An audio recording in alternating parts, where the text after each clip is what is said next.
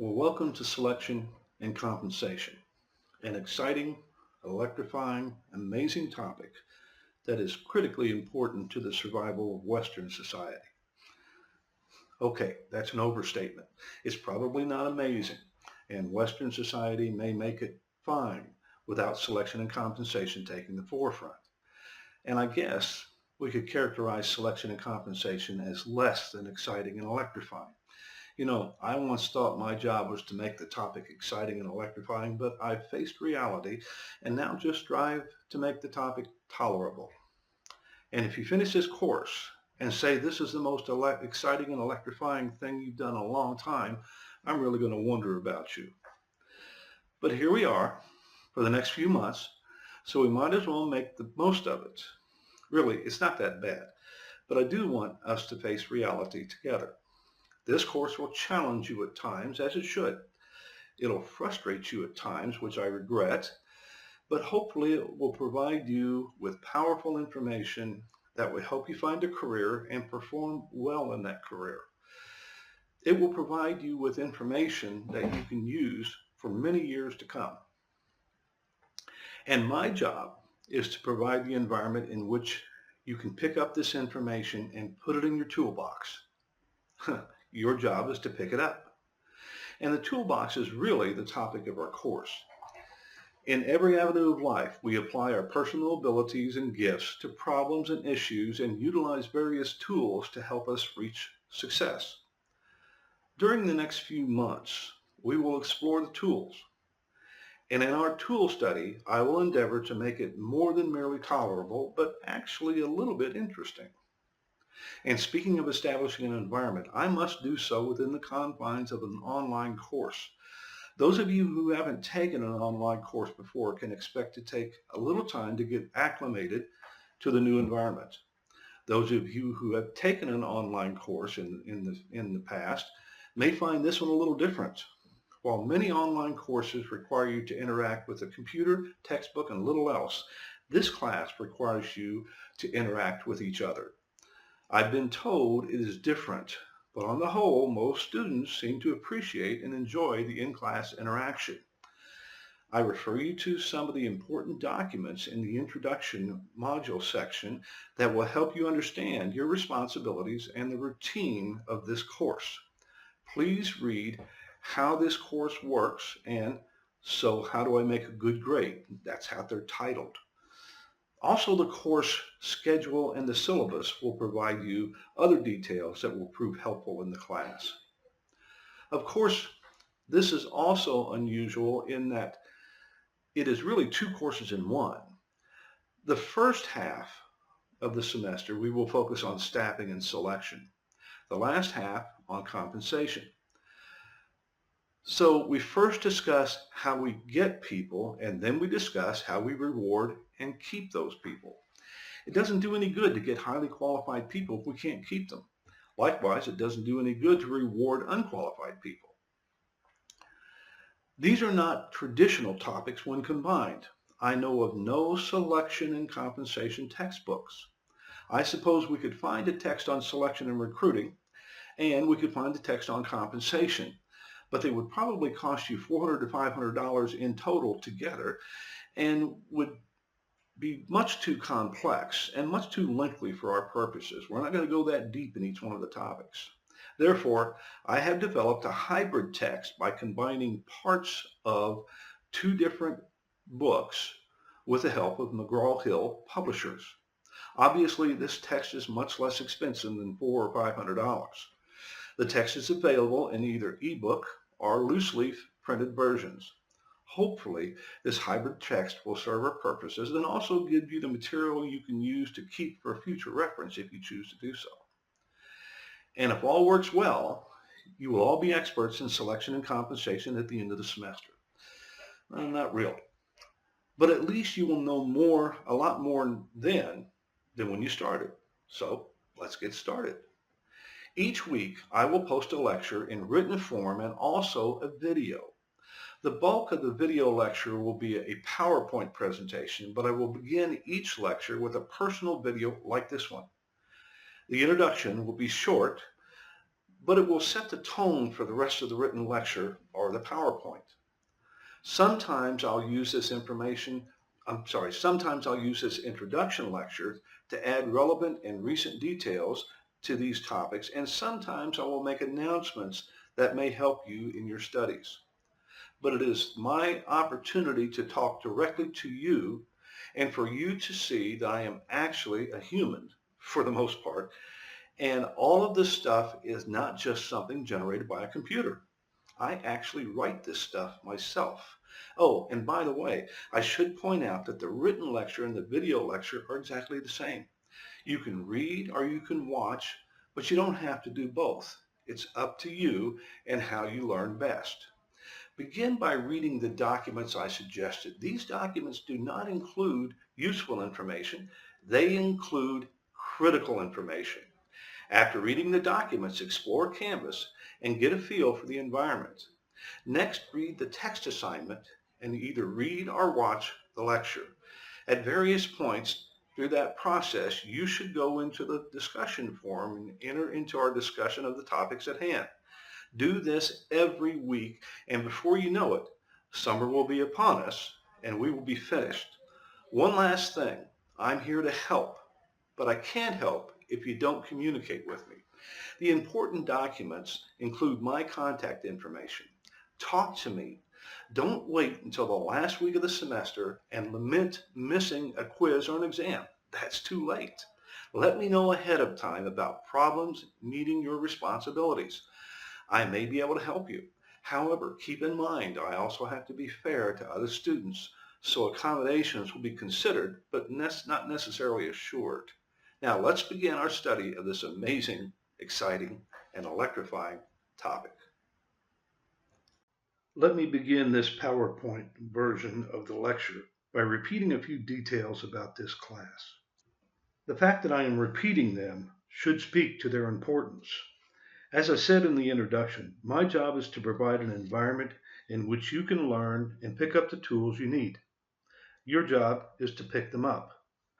To successfully pick up the tools, there are several things you should do this week and every week of the class.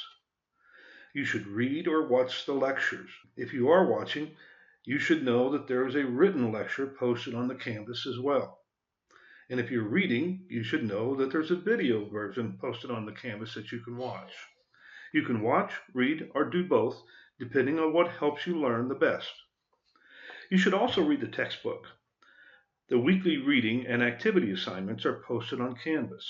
In addition, I will post PowerPoint presentations to support the lecture, and from time to time, website links that provide more readings that support the text and the lectures as well. The class will focus on selection and hiring during the first 7 or 8 weeks, and then compensation during the remainder of the class.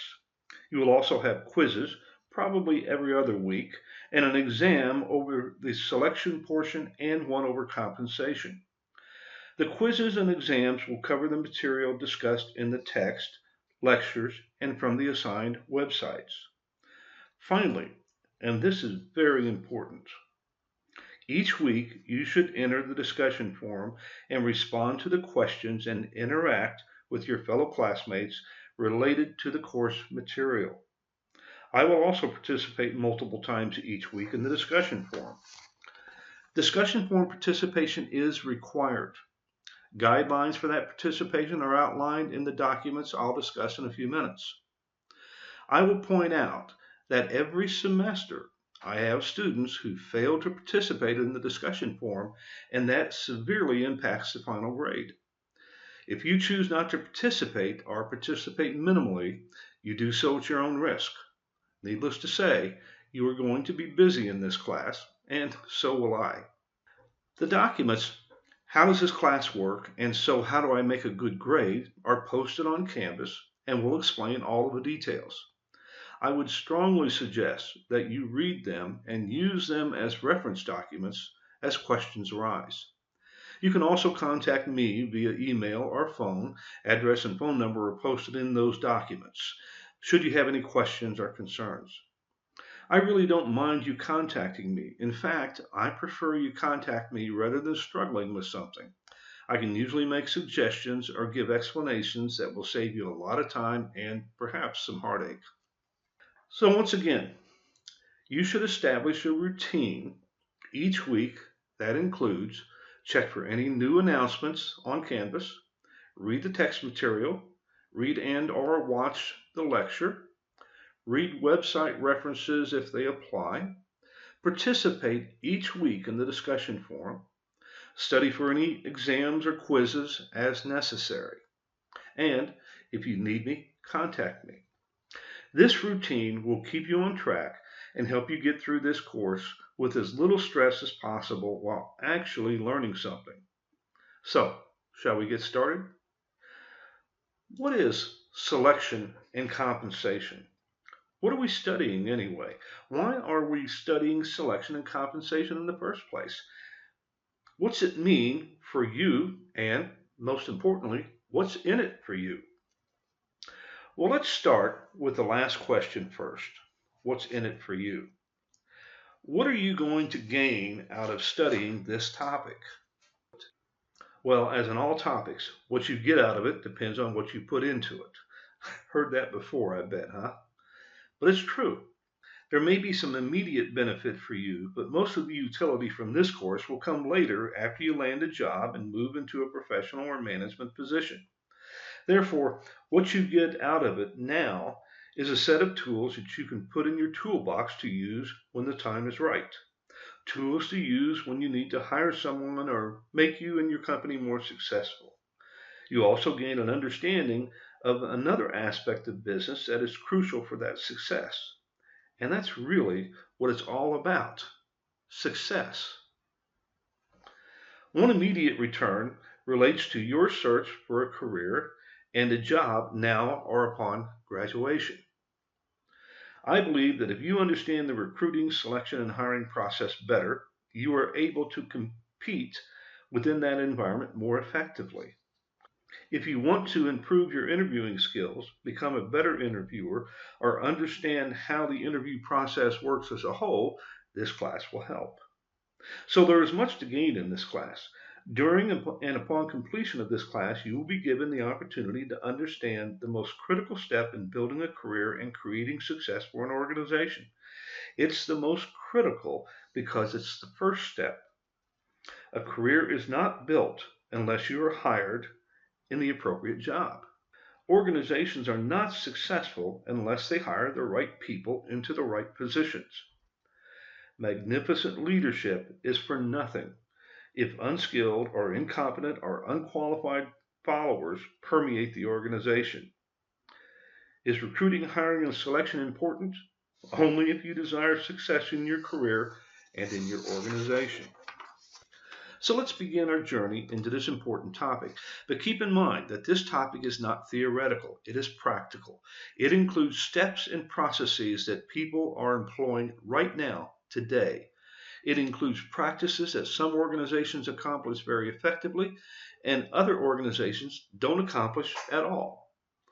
But all organizations engage in the activities to some degree of effectiveness and efficiency. Many years ago, when I was new to business and inexperienced, I worked for a small local hospital.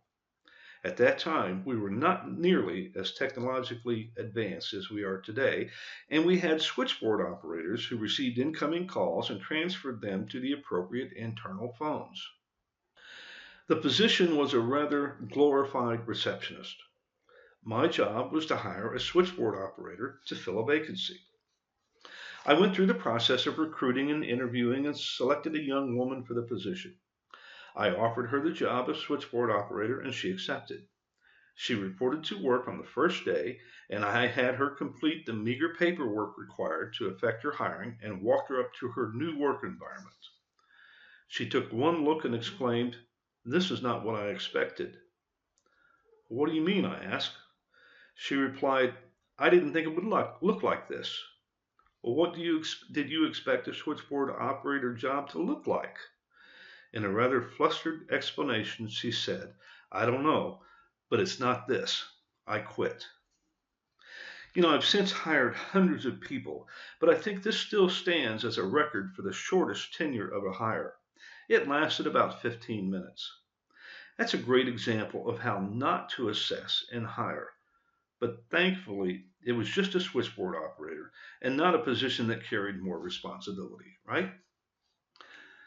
But there is a cost to these mistakes. I wasted a lot of time and energy, and wasted is the appropriate term. I had to start all over again. Since this was for an open position, the current switchboard operators were working overtime and double shifts to fill the void, which is also costly. Over time, the efficiency of the switchboard position could deteriorate, and another cost would become apparent. And in those days, the switchboard operator was the face of the organization to the public. I guess the message is that the most menial job is important. If it's not important, perhaps we shouldn't fill the position at all. So what did I learn?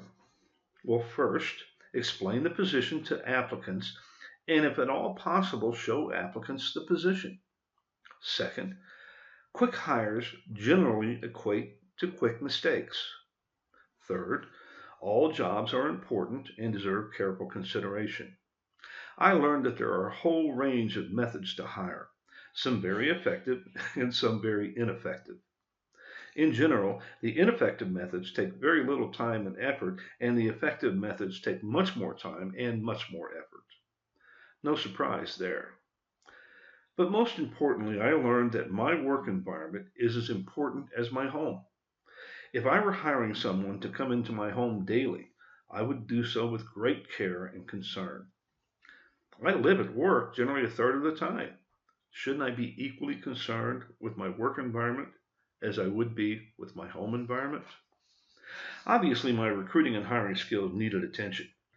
But even with renewed understanding of the importance of hiring and extensive work to hone my screening and interviewing skills, I still made mistakes. Selection and hiring is an imperfect art. Much of the judgments are made subjectively and are the product of educated guesses rather than scientific formulation. Since it is inexact, we can't achieve perfection, but we can and should strive for continuous improvement.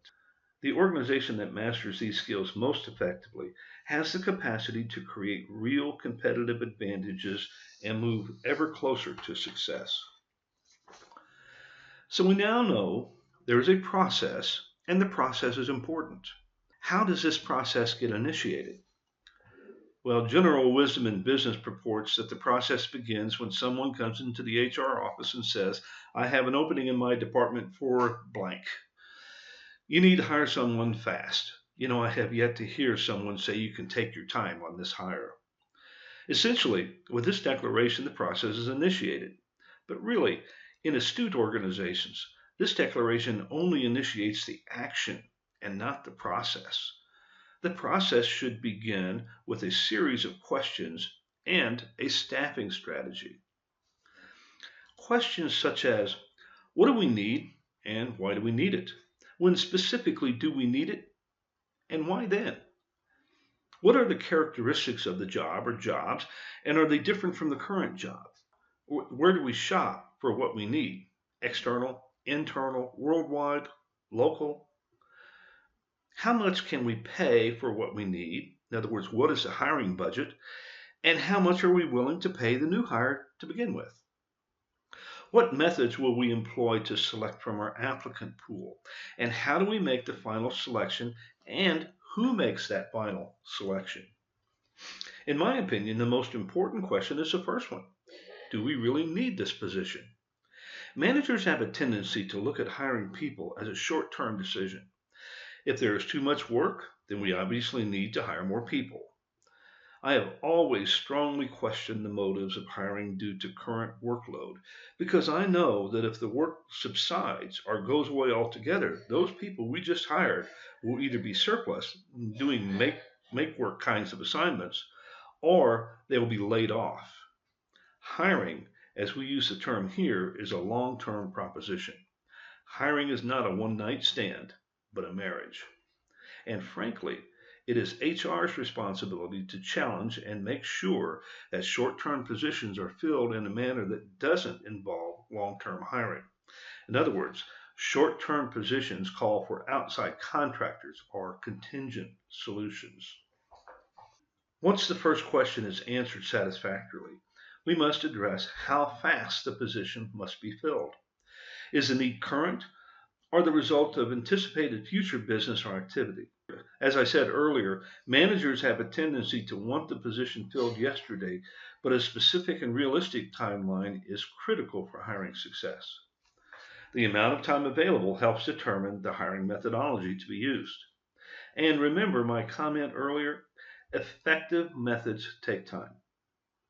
Quick methods lead to quick mistakes. Time is important. Next, we must define the job. Seems easy to do since we merely look at the current position and list the responsibilities. However, defining the job is more complex than that. For one thing, we must ask if the current position reflects what we need in the future.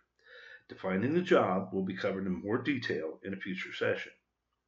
The answers to all of these questions lead us to the question of where do we shop for this new hire?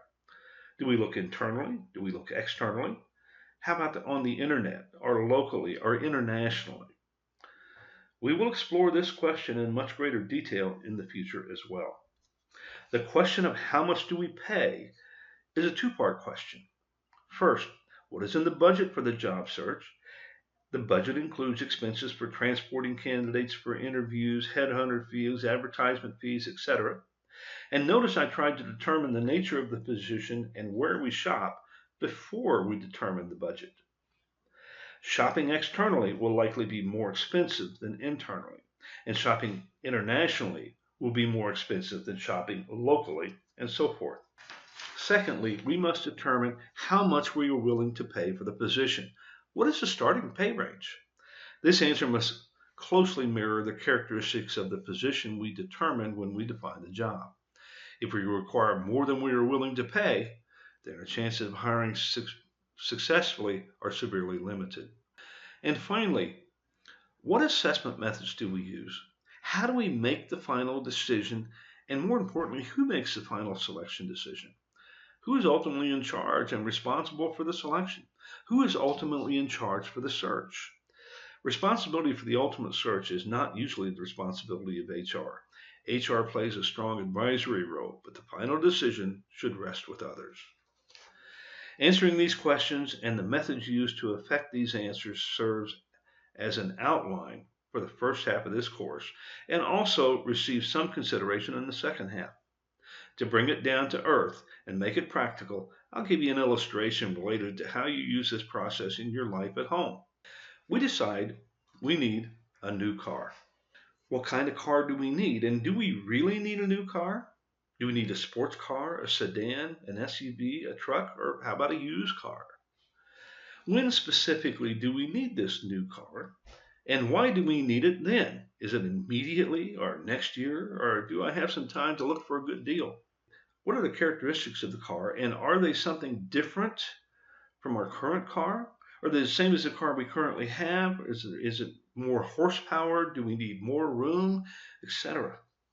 Where do we shop for the car? Do we look at a dealership? Do we go to the internet? Or do we use some other outlet? How much can we pay for the car? What is my price limit based on? Are we looking for a Lexus or are we looking for a Ford?